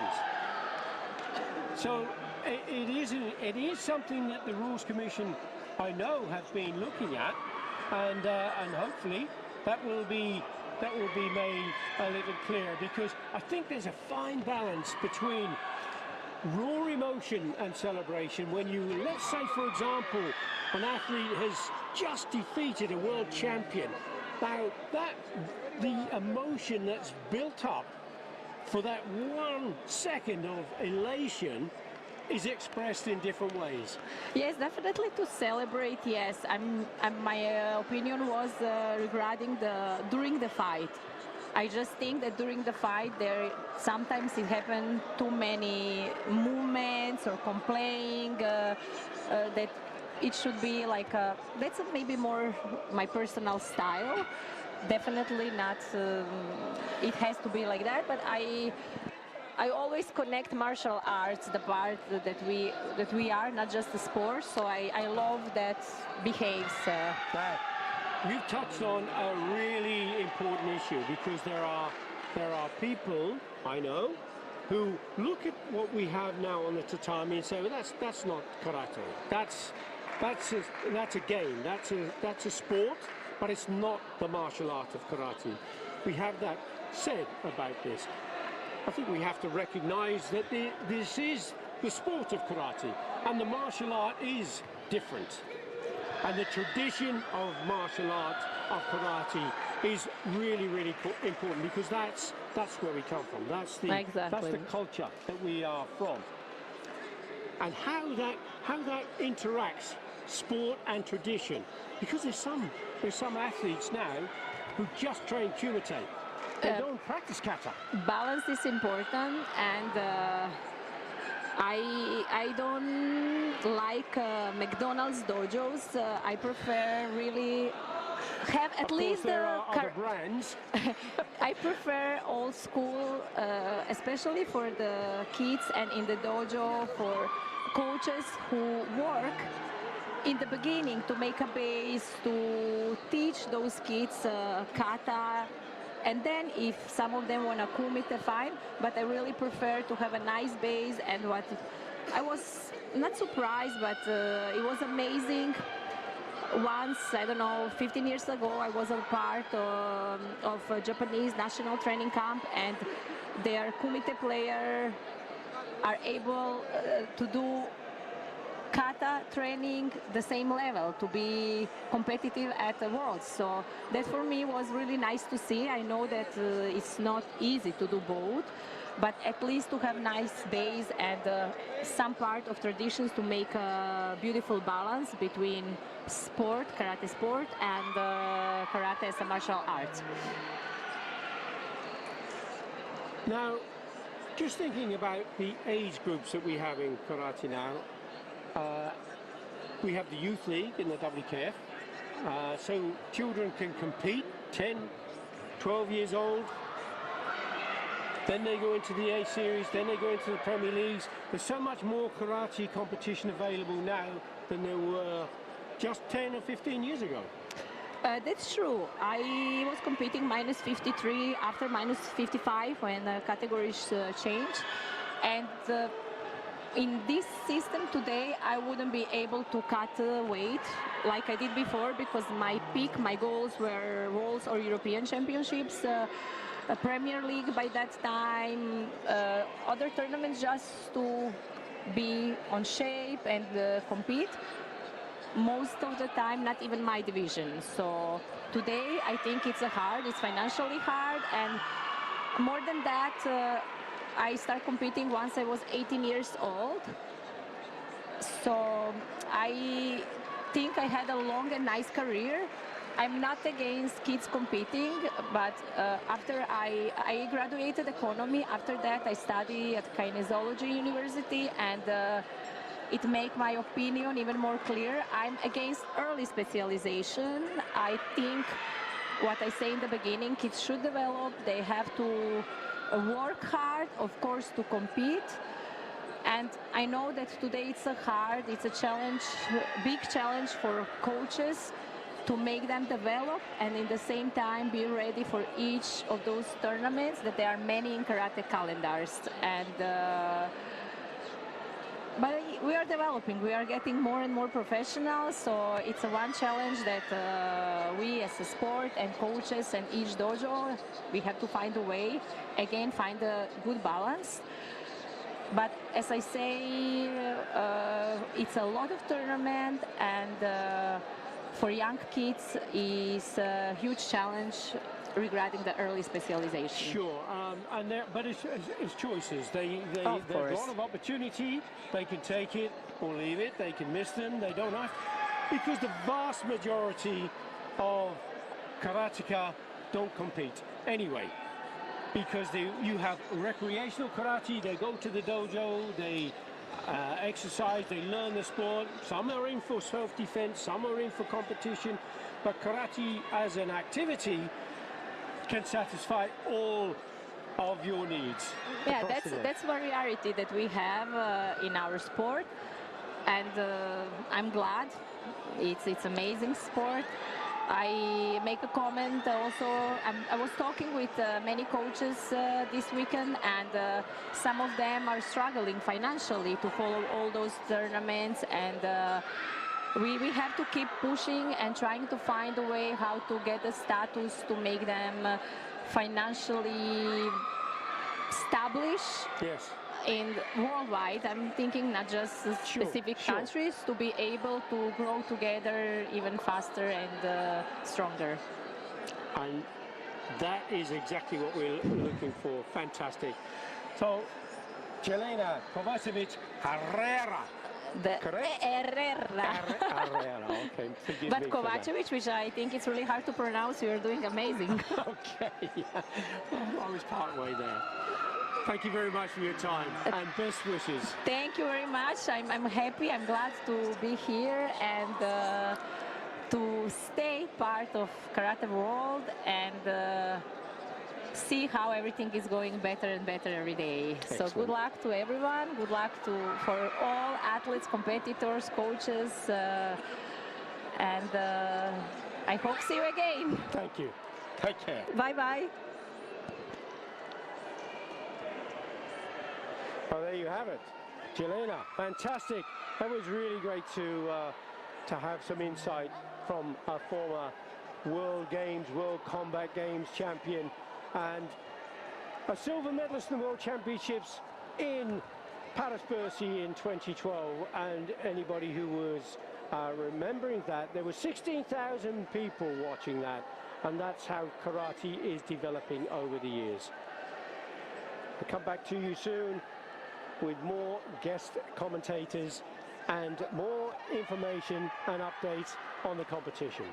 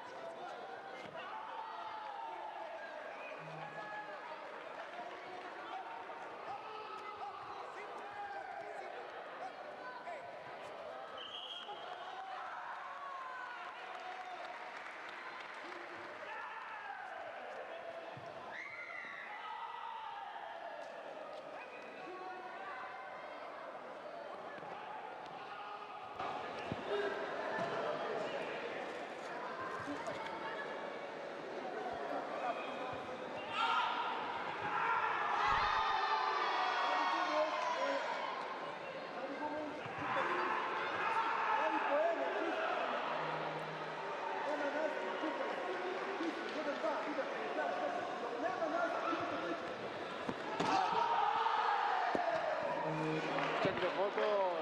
I can make my comments. Okay. No, this will be perfect. Perfect.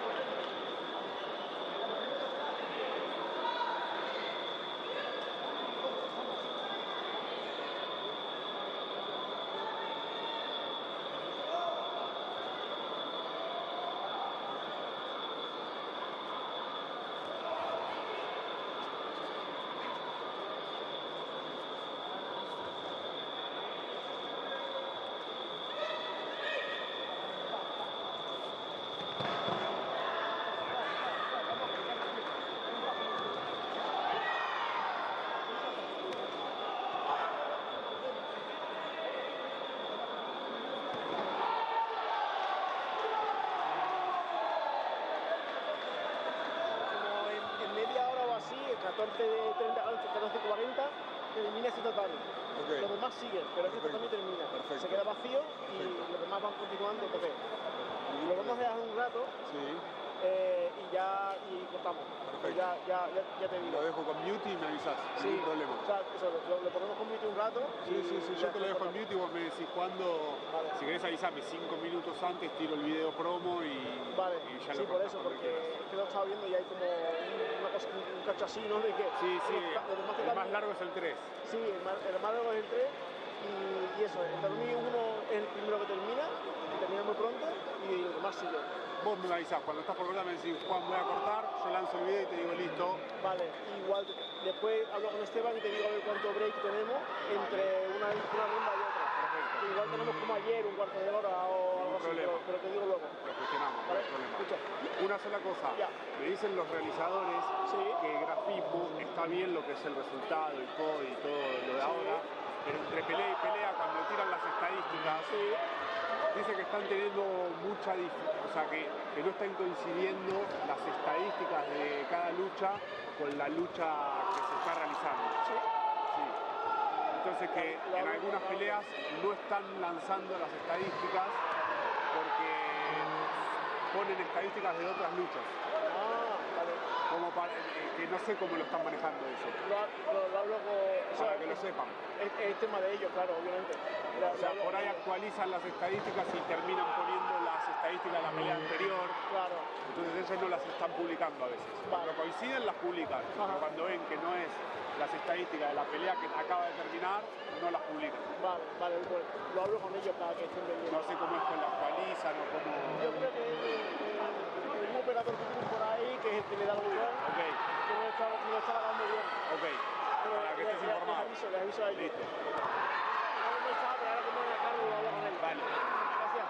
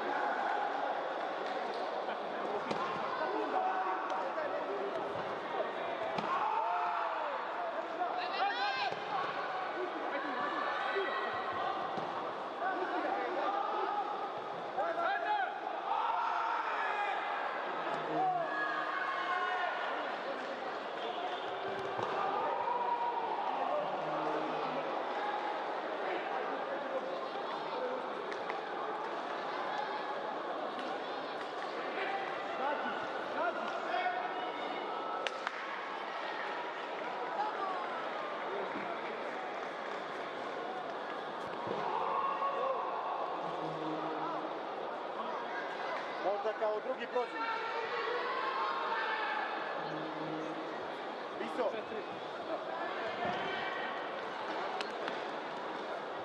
Nemamo više, možda kao drugi prođemo jer imam 8 grupa. I 4 drugih najbolji prolazi. Samo pogledajte sad.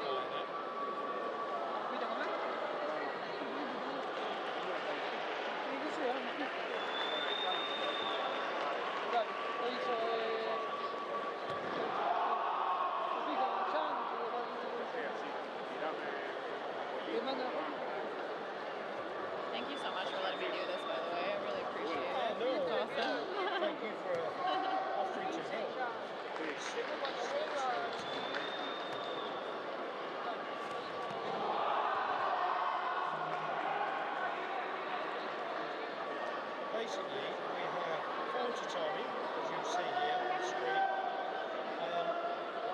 and each one of those tatami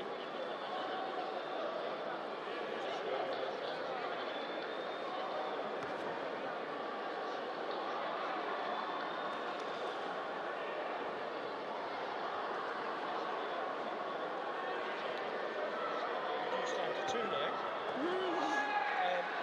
What we have here then is it would be normally 4 screens or 3 screens, one of the 4 screens, but nothing happening on these 2. So Right. we'll just carry on with that. So these are the 2 that are running. Okay. And it just gives us a chance to have a chat Okay. about your career. And this is what you're doing. And this is all.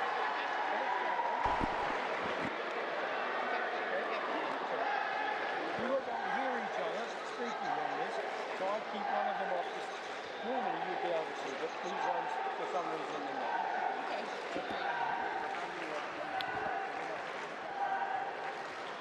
I told Craig I would take a photograph and send to him. So, anyway. Okay, perfect.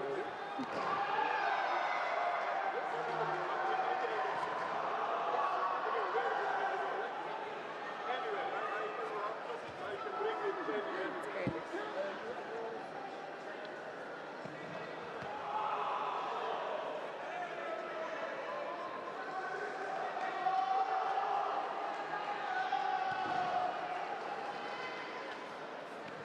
So just before we start, that last little twisted one, that's my daughter-in-law. She said, oh, you always do the same angle, so do one like that. Cute. That's Just to keep awesome. her- That's cute. Oh, sorry. It's important to keep the girls happy, I guess. Oh, yeah. I'll send that one to her. Perfect. And my son goes, oh, for goodness. What are you doing that? We're all twisted up here. There's always one. There's always one. That's amazing. Right, so I'll introduce you, Kate. Okay. Craig, give me a little bit of information. 30-year career, 20 years in the national team. Yeah. Twice silver medalist in the Pan American Pan Am Games. Yeah. Twice you were a bronze medalist in the Qualification Premier League. Yeah. Just missed out on the Olympics. Yeah. And you're exploring the opportunity of possibly becoming a coach. Yeah. Yeah. That's me in a nutshell. So that's about right. Yeah, that sounds good. And Kate, your surname, Kate Campbell. Yeah. Do you have any Scottish heritage? I think so. There's a lot of Scots went to Canada. Yeah, I think my dad's a Campbell and my mom's a Hattie. So between the 2 of them. A Hattie. Yeah, derived from the McHattie. So I think there's a lot of Scottish Do you back have there. brothers and sisters? Yes, I have one brother, Okay. older than me. I'm Right. a baby. Ready for this? Yeah, I guess so. Here we go.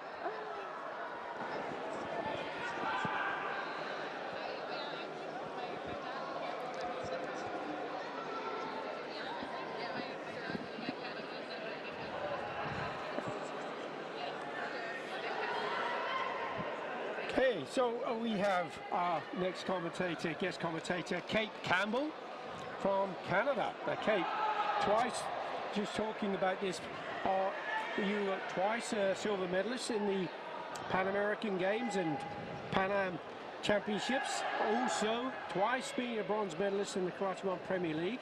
Yes, exactly. The Olympics 2020 in Japan, you missed out on the qualification.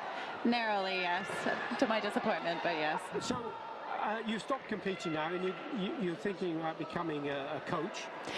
I'm actually a bit of an odd story. I'm still competing and I'm coaching, so I'm wearing a couple different Still hats. competing internationally? Yes. Oh. I've moved up a weight category to see if there's any opportunities in that particular category, and while at the same time also exploring the coaching realm. So. Now, there's a couple of things there. First of all, the level that you're now competing at, still internationally, still representing the national team? I am, yes. I'm here actually representing the minus 61 category. Unfortunately, I had a bit of an injury this time around, so I wasn't able to participate, but definitely still an active member of the national team. Fantastic. And long may that be the case. So, Kate, 30 years you've been in karate, and your president, Craig Vokey, was telling me you started off when you were a youngster and he watched you come through the ranks in the provinces, you were just dominating the divisions and major high scoring and all the rest of it. So he's watched you all the way through your career. And in that 30-year period, lots have changed on the competition front, hasn't it? Absolutely. It looks like an entirely different game. Yes. And what are your feelings about that? I love it. I mean, obviously this sport is something that I love. It's given me my entire life. It's given me an incredible experience both on the mat and also now off the mat. And to see it become such a professional sport and see it grow and evolve so much is something that makes me very proud. This is a world championship, individual world championship year. We are in Paris, Pierre de Coubertin. This is a historic venue with a very famous name. The father of modern day Olympics, Pierre de Coubertin. And from a karate perspective, the Pierre de Coubertin Stadium has seen some fantastic athletes coming through over the years. Have you competed here yourself? I have, yes, for a few years. I used to attend the Paris Open fairly regularly. The qualification event for the Olympics was held here, and now this one as well. So I've been here several times. It's a phenomenal stadium. I feel like this stadium was built for champions. That's a really good analogy. Okay, this is the round robin. We only have 2 of the 4 tatamis active at the moment, tatami number 3 and number 4. And these are the final bouts that will determine who will go through to the elimination phase, which is a little later. There are 12 athletes in the division, so that only one goes through from each of the pools. You got it, yep. Now, you've experienced the round robin? Yes. And would you be in favor of the round robin? I love the round robin. It gives you a little bit, as an athlete, you're not just coming in and potentially coming out first round. Some athletes, round after round, they end up growing and getting better. Maybe they get a little bit more settled, get the nerves out. So having an extra couple of matches to really prove yourself and show how much you've prepared for this event on the mat is always a good thing in my eyes. Yes, exactly. And you made reference to the way the evolution and the changes have occurred for karate, and now, of course, we have the clicker system that has been in now for coming up a couple of years now, I think, as opposed to the flags. And you have a preference between those two? I see benefits and negatives. I guess maybe not negatives, but maybe just some challenges to both. Having the feedback with the flags that are coming through as an athlete, sometimes it pumps you up and makes you feel a little bit more comfortable, gets your adrenaline going, and these kinds of things. You see that the referees are seeing what you're throwing, and it's a little bit of a confidence booster.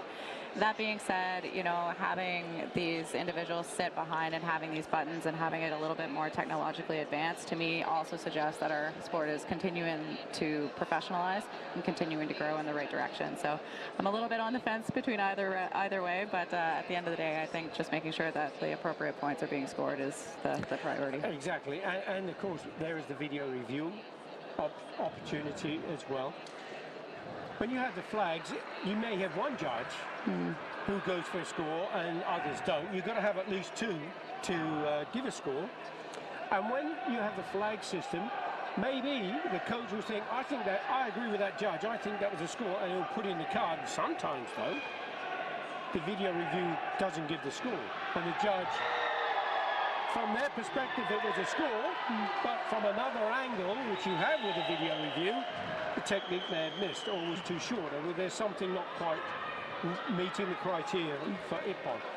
With the clicker system, it's very much a private vote, isn't it? So there's no indication to the coach or the athlete if it's a score or not. So you don't get a chance to have that feedback that you referred to. Yeah, and I think too, like with every change and every element that comes into our sport, you know, the coaches are very, very smart, and so are the athletes. So they're continuously adapting to what they need to, and increasing the level and making sure that the points that are scored are perfect points. So when a coach is going for that video review, they know it's in. Right. Now, I'm thinking about equality here, Kate. Okay, we've seen changes. When you started competing, you would have been competing for 2 minutes. Now it's 3 minutes, the same as the guys. Do you feel the sport is now becoming more gender equal? more opportunity, there's the equal opportunity for everyone? I see some serious development in that space. Coming from a female athlete perspective, I actually like the 3 minutes. It gives me a little bit more time to create a game plan and really settle into the match. And, you know, if you're winning or losing, this gives you a little bit more time to adjust based on what you're facing. I think I've seen a lot more equal opportunities. I see a lot more female referees, for example, a lot more female coaches coming into the scene. So I think this is really important, especially for those young girls that are coming up and looking at different positions that they may hold someday at this level. Yeah, absolutely. It's really good. I guess there's, I mean, this is an individual world championship year, so, and there are only going to be 32 contesting the finals in Cairo in Egypt. And this is the qualification tournament, but it's very much part of the world championship qualification process, isn't it? Phase 1, phase 2. Maybe this is phase 2, isn't it? Because the pre-qualification, the 24 athletes in each of the divisions, and that came about, didn't it, because of the world ranking and the continental successes that they may have had. 6 places only going to be determined here, and then the final 2 universality positions to make the global event really exciting. Are you intending to go to Cairo? If I qualify, that would be phenomenal. Of course, my fingers are always crossed. If not, though, I will be sending my support to any of the Canadians going. I know a couple of us have already qualified, so really excited to see Canada represented at that level. And I know that we've got a solid team of coaches going as well. So definitely, if I'm not physically there, I will be in heart and spirit. Absolutely, absolutely. And with live stream and the like, anybody can watch it from anywhere in the world. Absolutely, absolutely. I will be definitely tuning in, for sure. Just thinking about your training schedule and how you worked. Now, did you were professional karateka, or do you have other work? I'm fortunate to actually have other work. I currently work in the safe sport world in my home. I represent the east coast of Canada, so a very small area, but I have the opportunity to work in the safe sport realm. So I work in sport day in, day out, and then on my off time is when I'm training. So I definitely love sport. Must at this point. Absolutely, absolutely. Fantastic. And you have your own dojo? I have a dojo that I attend, but it's not my own. I train with one of the national team coaches in my area, which again I'm very fortunate to have in my area. He's been my coach since I was 14 years old and has seen me kind of come up through the ranks as well, similar to, like you say, my president. So yeah, I have that dojo that I attend, and then I also have other dojos that I drop into where we have fight nights and these kinds of things. And then of course all the strength and conditioning that comes with it. It's definitely a comparable full-time job to my own full-time job. Right, that's really, really good. And your work with the National Federation, obviously you're here, you're injured, you have that to contend with, but with the rest of the team, you're spending a lot of time with the team, getting them motivated and trying to do the best you can in that relation? Absolutely. I think, you know, I've been around for a few years at this point, so, you know, I do have a level of expertise and a little bit of comfort in this space. We have a great team, a phenomenal team that has a phenomenal energy and a phenomenal spirit, so being around them is quite contagious almost in that space. And they all performed absolutely incredibly. I'm so proud of all of them. So yeah, it's definitely been a different experience being here this time around, whereas I wasn't physically on the mat, but just equally as an amazing experience. And I also can attest that to the coaches and all of the support staff that's with us here today. How would you, I mean, you've been on the biggest stages and been incredibly successful. If you were talking to youngsters coming up, what advice would you give them to be able to cope with the pressures of competition? Have fun. I think that's the reason that I've been in this for as long as I have. There's an element that I absolutely love, and I never get lost in that space. Being on the mat and representing a country that I love to my core, and representing a sport that I love to my core, comes with that pride, but also just having fun and getting out there and showing everybody how much preparation you put into things. At the second I think that it doesn't become fun is the second that you need to just kind of take a step back and be like, okay, well, this is sport at the end of the day. So if you participate with your heart and soul, then it should be fun as well. And the opportunity to travel that comes with that and meeting people, going all over the world. Do you really enjoy that element? I love that. I got one of those scratch maps, one of those maps Right. that shows where you've been all over the world. And it's incredible to see, you know, my career where it's taken me all over the country. And I have a lot of friends back home who might have different interests outside of the sport world who haven't traveled near as much as me. So I feel very fortunate to have that. Some of my closest friends, actually, I've met through karate, including some of the bridesmaids that recently stood in my own wedding. So it's just been a phenomenal experience over these past few decades in this sport. Wonderful, wonderful. Okay, now, Jelena, just thinking of the closing stages here of the tatamis, we have Walters from England on tatami number 3 and up against Albania. It's a 0-0. That match has only just started. Turkmenistan against Bulgaria on tatami number 4, and that's a score of 3-2 in favour of Bulgaria. Now, as these athletes are getting closer, when you're on the mat and you're getting closer to the final, or you're in the repechage, I mean, it's different in the round robin, of course. How do you feel as an athlete when you're closing in on the possibility of getting up on that podium? Definitely, it's a management of stress and a management of pressure. I mean, at this level, all of these athletes know that the closer they get, the more there is at stake. But some athletes grow in that kind of space. You know, diamonds are made with the heaviest pressures in the world. So, you know, you're looking at individuals who have trained probably most of their whole lives to be here today, and it truly shows in the performances that I've seen. And diamonds are the girl's best friend. Is Exactly. that right? There you You're go. a diamond girl. Apparently. Apparently. Excellent, excellent. but you're right. And pressure is an important word that you use as well, because you've got to manage that pressure, haven't you, on the tatami? Yeah, yeah. And you either got to apply pressure to force error in your opponent, or you've got to absorb pressure if you're being attacked. Exactly, exactly. Managing the area, managing your emotions. How do you manage to do that? Well, that's a key question, I'm sure. Some days are better than others, but I think just focusing on the task at hand, for me, I really have a lot of grounding in my training and my preparation, you know, and like, okay, I've done this technique 100 times, I've seen this drill 100 times, we've drilled this time and time again, so really focusing in and honing in on that. Obviously using deep breaths and these kinds of things when you're back on the line, and listening to your coach. Absolutely fantastic.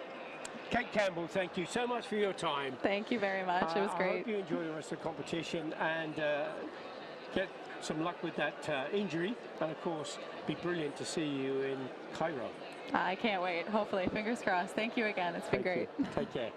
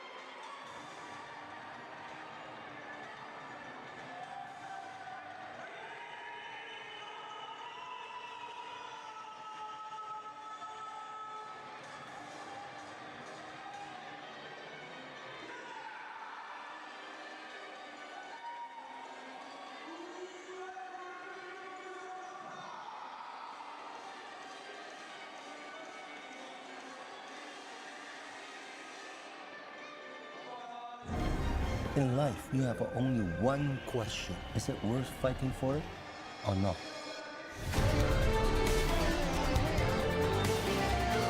Let's make a Karate Kid. When you understand that, you'll be ready.